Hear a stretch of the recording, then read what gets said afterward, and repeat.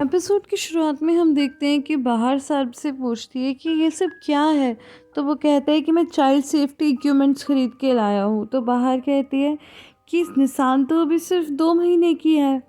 तो साहब कहता है पता नहीं, जब से निशान हुई है मेरे दिल में एक डर सा बैठ गया है। तो बाहर कहती है कैसा डर।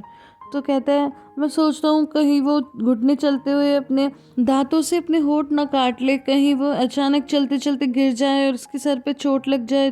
तो बाहर कहती आओ मेरे साथ आओ, देखो हमारी बेटी सिर्फ 2 महीने की है, ना तो वो चल सकती है और ना ही अपना मुंह घुमा सकती है। फिर साहब कहता है कि नहीं, मुझे अभी भी डर लगता है कहीं वो अपने मुंह में कुछ ले ले, उसके गले में अटक जाए। तो बाहर कहती है ऐसा डर मुझे भी लगता है, लेकिन मैं फिर भी ऐसे विचारों को त्याग देती हूँ क्योंकि मुझे पता है कि तुम हो हमारी रक्षा करने के लिए। और कहानी यहाँ से फिर प्रेजेंट में आती है, जहाँ डोरुक से बाहर कहती है कि जल्दी चलो डोरुक, हमें निशान को ढूंढना है। और एक बार फिर से वो ढूंढना शुरू करती है। सीन में हम एक डॉक्टर को पेशेंट्स देखते हुए देखते हैं और तभी वहाँ पर बोरा आ जाता है और मूसा कहता है कि ये अपनी मदर को याद कर रहा था, इसलिए मैं इसे यहाँ ले आया। ऐसे मैं आपको बता दूं कि इस डॉक्टर का नाम है जाले और ये बोरा की मदर है। तो जाली कहती है कि तुम इसे यहाँ क्यों ले आई, ये हॉस्पिटल है, यहाँ पेशेंट्स आते हैं।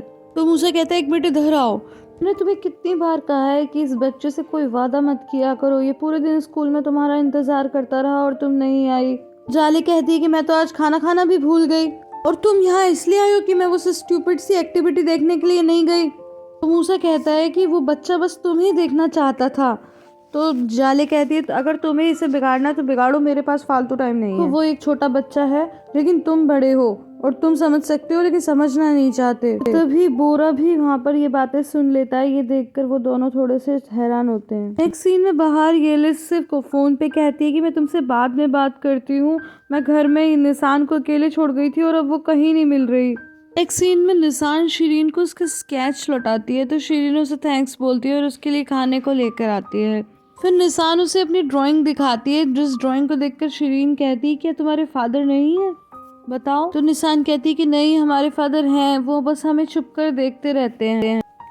तभी निशान को बाहर दिखती है और कहती है कि मॉम मॉम मैं यहाँ पे हूँ। और फिर दौड़ कर आती है बाहर और उसे कहती है तुम यहाँ पर क्या कर रही थी। मैं तो बस आ ही रही थी। बाहर कहती है मैंने तुम्हें कहा नहीं था कि तुम कहीं मत जाना। तो निशान कहती है कि नहीं मम्मा, आपने तो कहा था कि किचन में मत जाना। बाहर कहती है तुम बहुत शरारती हो गई हो। तरफ तो हम देखते हैं कि शिरीन उन्हें छुप छुप कर देख रही होती है। तो कहती है रुको, मेरा बैग रह गया मम्मा। तो कहती है जाओ लेके आओ, लेकिन तुम्हारे साथ कौन था वहाँ पर मेरे साथ लेडी थी, उन्होंने मुझे खाने के लिए भी दिया। फिर बाहर उस लेडी के पास जाती है और उसे आवाज़ देती है सुनिए सुनिए।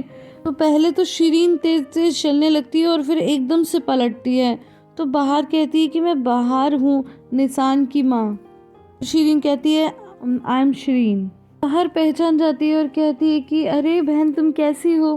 तो कहती है मैंने कभी नहीं सोचा था कि हम इस तरह मिलेंगे। तो निशान उन्हें ध्यान से देखने लगती है। तभी बाहर का ध्यान डोरुक की तरफ जाता है और कहती है कि तुम ये क्या कर रहे हो, तुम समुद्र में गिर जाओगे। इतने में निशान कहती है मॉम वो तो जा रही हैं, और शिरीन एकदम से तेजी से वहां से चली जाती है। कहानी यहाँ से फिर एक बार फ्लैशबैक में जाती है, जहाँ सार्क बाहर से कहता है कि क्या तुम्हारा कोई भाई बहन है। सार्क बार बार पूछता है लेकिन बाहर कोई जवाब नहीं देती। फिर वो कहता है ठीक है मैं चलता हूँ। और फिर वो एकदम से कॉल करता है और कहता है हेलो, तुमने उस हैंडसम आदमी को पहचाना जिसको तुमने अभी फेरी में अपना कॉन्टेक्ट नंबर दिया था। वो बस ये जानना चाहता है क्या तुम्हारा कोई भाई बहन है। ये सुनकर बाहर बहुत ही ज्यादा हंसने लगती है। सार्प उसके पास आकर कहता है कि तुम मुझे बस 10 मिनट दो, अगर 10 मिनट में मैंने तुम्हें बोर कर दिया तो मैं तुम्हारी आंखों के सामने ही तुम्हारा नंबर डिलीट कर दूंगा। आओ उस काउच पर चिल के बैठते हैं। यानी फिर प्रेजेंट में आती है, जहाँ बाहर बच्चों को सुलाकर येलिस के पास आती है और कहती है कि तुम्हारी अभी तो शादी हुई है और मैंने तुम्हें बुला लिया। तो कहती है अगर एक दोस्त मुश्किल वक्त में ना काम आए तो फिर कब काम आएगी, मुझे अभी आना चाहिए था ना। बाहर कहती है कि जब मैंने शिरीन को देखा तो मुझे बस सार्प की यही बात सबसे पहले याद आई कि क्या तुम्हारा कोई भाई बहन है। मैंने उसे पहली बार देखा और वो थोड़ी थोड़ी मेरी माँ जैसी ही दिखती है। कहानी एक बार फिर फ्लैशबैक में जाती है। कहती है कि पहली मुलाकात में तुम्हारे दिमाग में ये बात कहाँ से आई। मेरा मतलब है कि जब पहली बार लोग मिलते हैं तो कहते हैं कि आप कैसे हो, आपके इंटरेस्ट क्या है, और तुम मुझसे पूछ रहे हो कि तुम्हारा कोई भाई बहन है क्या। तो सार्प कहता है कि पता नहीं, मेरे दिमाग में आया तो मैंने पूछ लिया। फिर बाहर कहती है कि मैं अपनी माँ से नहीं मिलती, क्योंकि जब मैं 12 साल की थी तो वो मुझे छोड़कर चली गई। और फिर एक दिन मेरी नानी आई और मुझे फोटो दिखाकर कहने लगी कि तुम्हारी माँ का अब एक और बच्चा भी है। मॉम फोटो में बहुत खुश थी और वो उस बच्चे को गोदी में लेकर मुस्कुरा रही थी। मैं उस फोटो को पूरी जिंदगी भुलाने की कोशिश करती रही, लेकिन कभी भुला नहीं पाई। एलिस पूछती है फिर क्या हुआ, क्या सार्प ने तुम्हारा नंबर डिलीट किया?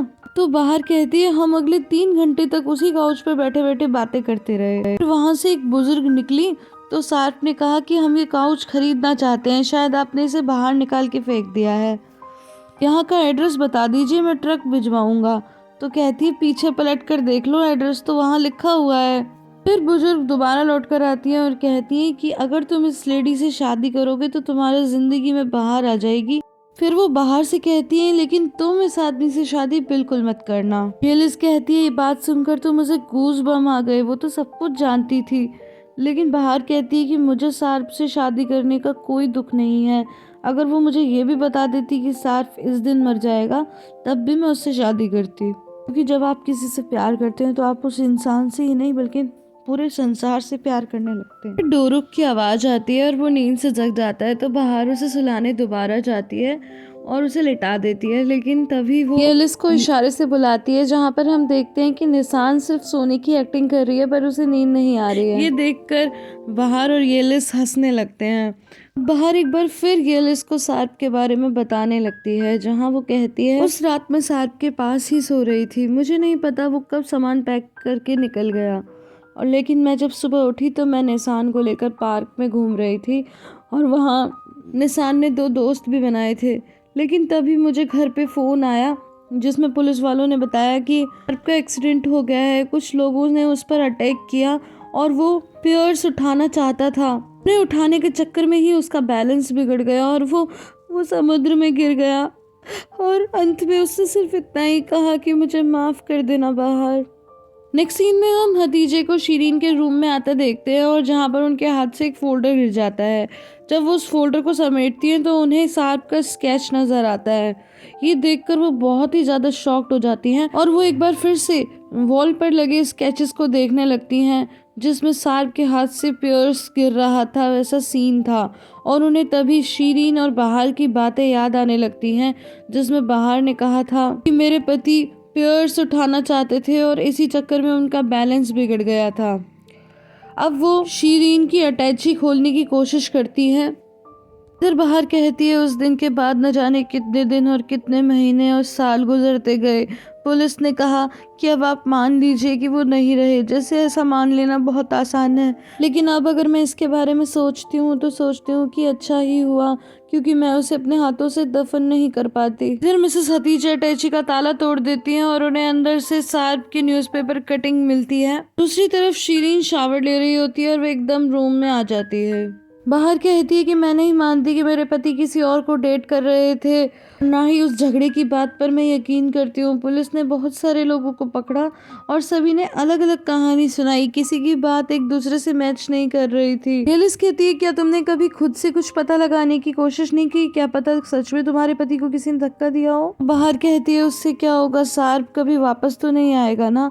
अगर मुझे पता भी लग गया तो मेरे दिल में बस नफरत ही भर जाएगी, और इससे बेहतर मैंने बस एक माँ होना चुना और अपने बच्चों का ध्यान रखना। सीन में शीरीन कहती है मॉम आप यहाँ, और ये एपिसोड यहीं पे खत्म हो जाता है।